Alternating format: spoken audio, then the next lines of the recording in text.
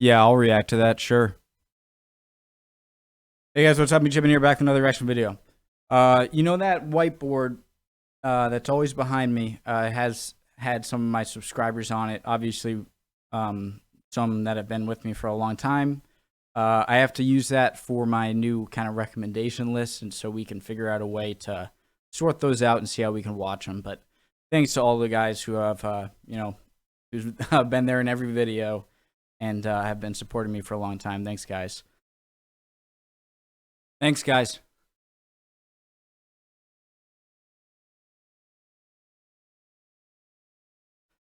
So let's get into it. Was this LV?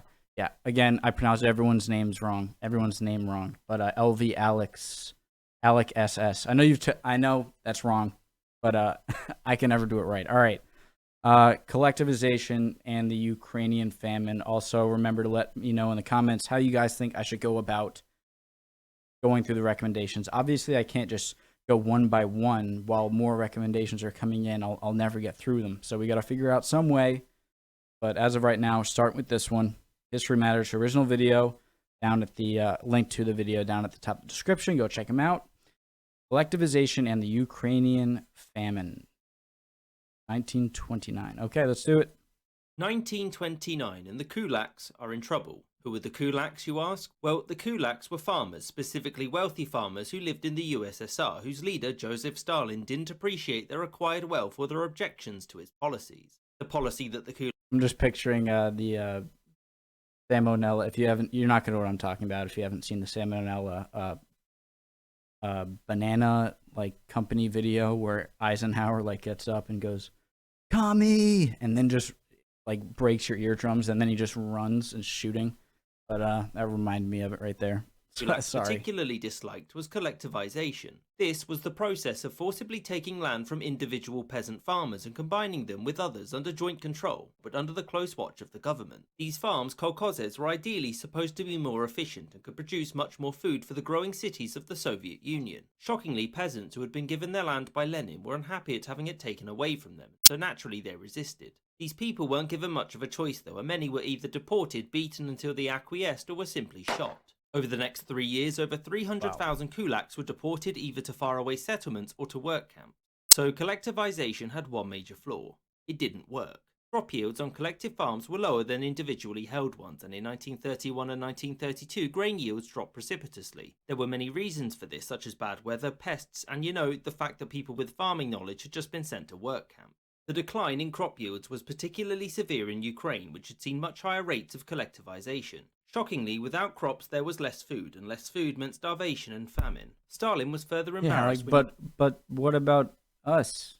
We made the food. Ukrainian peasants fled the USSR. Less food meant starvation and famine. Stalin was further embarrassed when Ukrainian peasants fled the USSR for Poland and quickly spread word of the famine to the wider world. Side note, it's worth noting that the famine didn't simply affect Ukraine. It was widespread throughout the USSR, but mostly affected the south.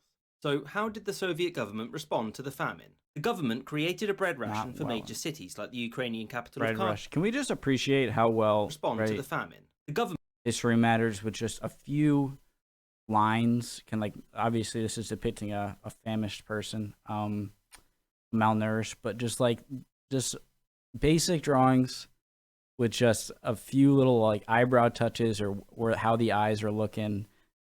It's just created a bread ration for major cities like the Ukrainian capital of Kharkiv, but those in the countryside, i.e. those who grew the food, were left with little. Interestingly, those who had previously been deported to forced labour camps were often given larger daily rations than those who worked on the farms or lived in the cities. Lazar Kaganovich, Stalin's second-in-command, ordered Stanislav Kostyur, the leader of the Ukrainian Communist Party, to crack down on the peasantry. You're better in the government was concerned that starving Ukrainians fleeing Ukraine were demoralizing the rest of the USSR and would make collectivization and thus Stalin look bad. As such, the government chose to pull back on collectivization in Ukraine. And just kidding, they banned people from moving throughout the USSR and denied that any famine was happening. Furthermore, any discussion surrounding starvation was seen through the lens of it being a hunger strike orchestrated by Polish spies and Ukrainian nationalists.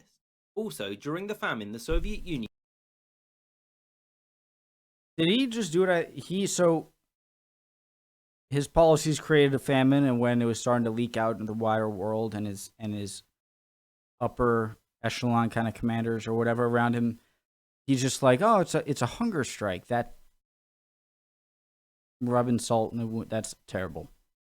Was still exporting grain, and simply halting this or opening up the nation's Again, I have a lot of international viewers. I never try to do it on like just looking at individual leaders, never kind of on any individual country. extensive grain reserves would have alleviated a great deal of the suffering.